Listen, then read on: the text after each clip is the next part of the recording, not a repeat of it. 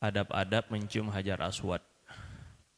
Tapi sebelumnya kita berdoa terlebih dahulu karena tadi Pak Haji Eka minta didoakan.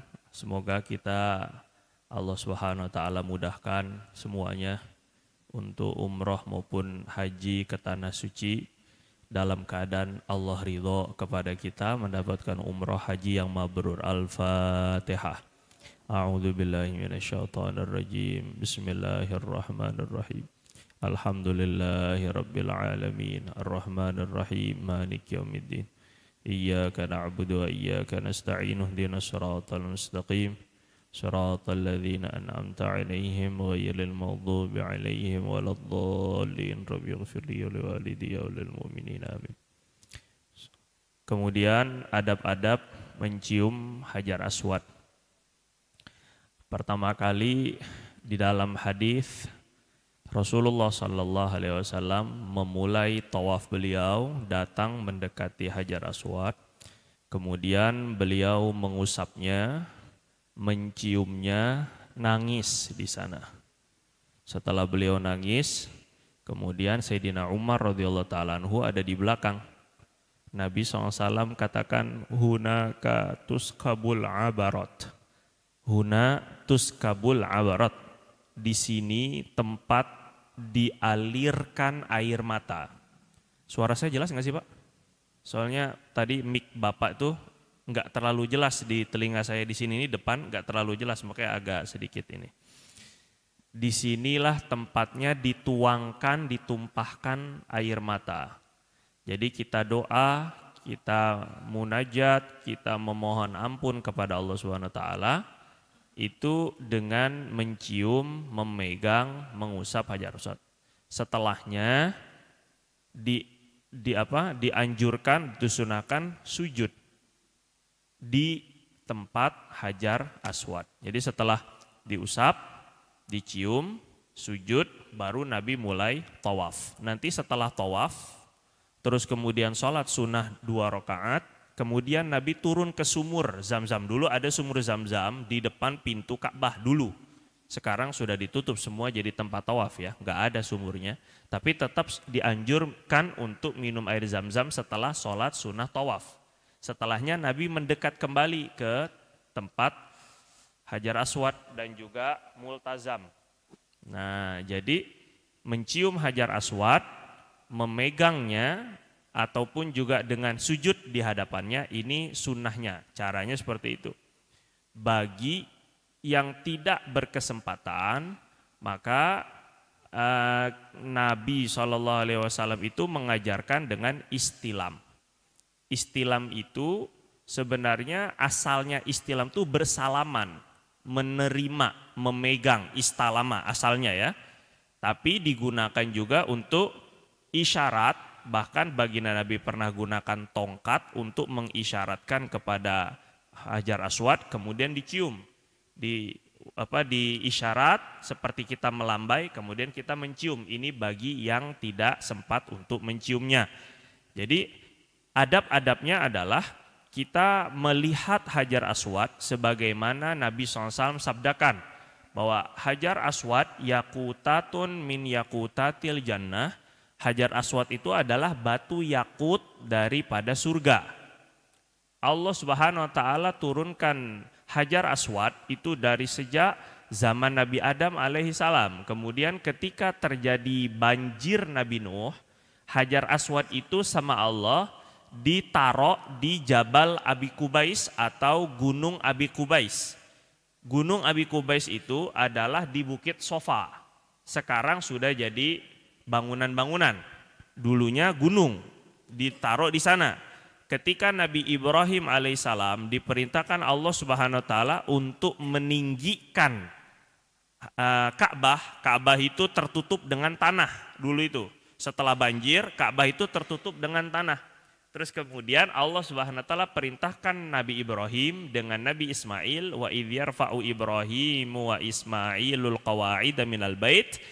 Nabi Ibrahim dan Nabi Ismail suruh ditinggikan Ka'bah, kemudian mengambil hajar aswad dari Jabal Abi Qubais atau Gunung Abi Qubais. Jadi dititipkan di sana. Nah, maka dulunya Hajar Aswad itu putih. Fasawwadathu khotoya bani Adam. Kemudian kata Nabi, yang membuat dia jadi hitam adalah dosa-dosa orang yang menyentuh dan menciumnya, sehingga menjadi hitam. Yang kedua, kata ulama, hikmahnya Hajar Aswad itu sendiri menjadi hitam untuk tidak membuat manusia menjadi terpukau berlebihan karena dia bahagian daripada surga. Kalau seandainya dia tetap putih, bening seperti di surga, nanti dunia ini tidak lagi jadi ujian. Karena perkara akhirat, perkara surga kan perkara akhirat, itu sudah menjadi nyata. Sedangkan dunia ini adalah darul ibtila, alam atau tempat kita diuji keimanan kita, belum ngelihat akhirat, tapi harus meyakini akhirat. Maka akhirat itu, perkara akhirat enggak boleh, berwujud tuh enggak boleh. Seperti halnya ketika Nabi sholat, tiba-tiba Nabi memajukan atau memanjangkan tangannya. Setelah sholat, Nabi bilang, uridat alayya, diperlihatkan kepada aku pohon di antara pohon-pohon surga. Aku ingin untuk memetik buahnya, tapi khawatir, akhirnya enggak jadi. Kalau kalian seandainya saya petik itu buah, kalian akan bisa makan buah surga itu sampai hari kiamat nggak habis-habis. Kenapa Nabi nggak petik? Karena dunia ini tempat kita diuji. Seandainya ada benda dari surga, sama keadaannya seperti dia di surga, maka nanti orang-orang beriman itu tidak lagi beriman dengan yang ghaib, tapi beriman dengan yang zohir. Surga kan ghaib Pak, nggak kelihatan kan? Kita suruh meyakini sesuatu yang nggak kelihatan, namanya yu'minu bil ghaib. Ketika dia sudah jadi wujud zohir, nanti dia tidak jadi ghaib lagi. Makanya Allah Subhanahu wa taala rubah, ini hikmahnya Hajar Aswad menjadi hitam. Nah, maka ketika kita pun juga mencium Hajar Aswad, adabnya adalah kita sedang terkoneksi dengan surga. Kemudian sebagaimana juga hadis Nabi, orang yang mencium ataupun istilam Hajar Aswad, menyentuh Hajar Aswad, itu Hajar Aswad itu bahasanya nih ya, bahasanya adalah yaminullah. Yaminnya Allah. Yamin itu bahasa Arabnya tangan kanan. Tapi kita nggak boleh mengartikan yamin itu tangan kanannya Allah, enggak. Seolah-olah. Maka siapa yang menyentuh Hajar Aswad, mencium Hajar Aswad, seolah-olah seperti kita sedang mencium tangan seseorang. Nah, ini seolah-olah kita sedang berbaiat dengan Allah Subhanahu wa taala. Maka nanti dia akan bersaksi kepada siapapun yang mencium, yang menyentuh ataupun yang isyarat. Namun, gitu Pak ya, Hajar Aswad bagaimanapun itu tetap kita anggap sebagai bentuk ibadah. Dia jangan sampai membuat ibadah kita ini menjadi rusak. Jadi nyium Hajar Aswad atau penyentuhnya atau mendekatinya, kita lakukan memang karena mengikuti Rasul SAW, karena kita ingin ngambil barokah. Jangan sampai menciumnya itu sunnah tidak wajib, kemudian membuat kita terlibat dengan perkara haram, yaitu menyakiti saudara-saudara kita semuslim. Jadi Rasul SAW ketika di depan Ka'bah, Nabi itu pernah bersabda Bu, Nabi itu pernah ngobrol sama Ka'bah. Ma atiyabaki wa ma a'zamaki wa ma akramaki walakin nafsul mu'minin akramu indallahi minki, akramu alallahi minki. Ka'bah, kamu itu betapa hebat ya, betapa agungnya kamu Ka'bah. Tetapi jiwa satu orang beriman lebih agung di sisi Allah daripada kamu Ka'bah.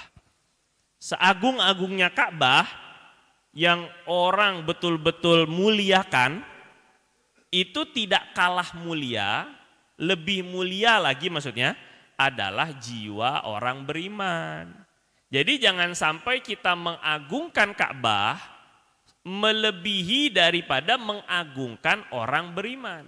Jadi kalau mau nyium Hajar Aswad, pesannya Sayyidina Abdullah bin Abbas radhiyallahu anhuma, la tu'dhi wa la tu'dha. Kata Sayyidina Abdullah bin Abbas ini sepupunya Nabi, sahabat Nabi dan sepupunya Nabi, kamu kalau nyium Hajar Aswad itu jangan menyakiti orang dan jangan sampai kamu juga tersakiti. Jangan kamu menyakiti orang, jangan kamu juga disakiti. Jadi kalau seandainya kamu tersakiti atau menyakiti, lebih baik jangan nyium. Gitu Bapak Ibu. Sebab lagi pun setelah mencium, apa yang dilakukan? Kira-kira biasanya orang habis nyium Hajar Aswad, Pak, apa yang dilakukan? Cerita. Itu dia. Gatel untuk ngomong gitu ya.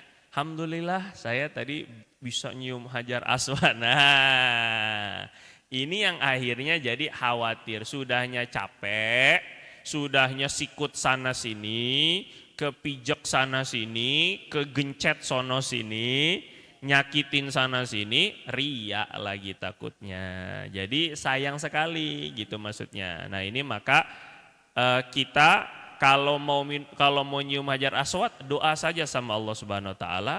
Mencoba mendekat silahkan, tapi kalau sekiranya nggak bisa, ya sudah nggak apa-apa. Toh juga Allah Subhanahu Wa Taala Maha tahu, Pak. Karena yang kita sembah bukan batu, yang kita sembah bukan batunya, yang kita muliakan bukan batunya, tapi Allah Subhanahu Wa Taala. Jadi kalau Allah memuliakan orang beriman, maka jangan sampai kita jadi menghinakan orang beriman hanya gara-gara kita memuliakan batunya. Dua-duanya mulia, tapi mana yang lebih mulia antara Hajar Aswad dengan orang beriman? Orang beriman. Nah ini penting Pak ya. Nah ini harus difahami. Itu di antara adab-adab nyium Hajar Aswad.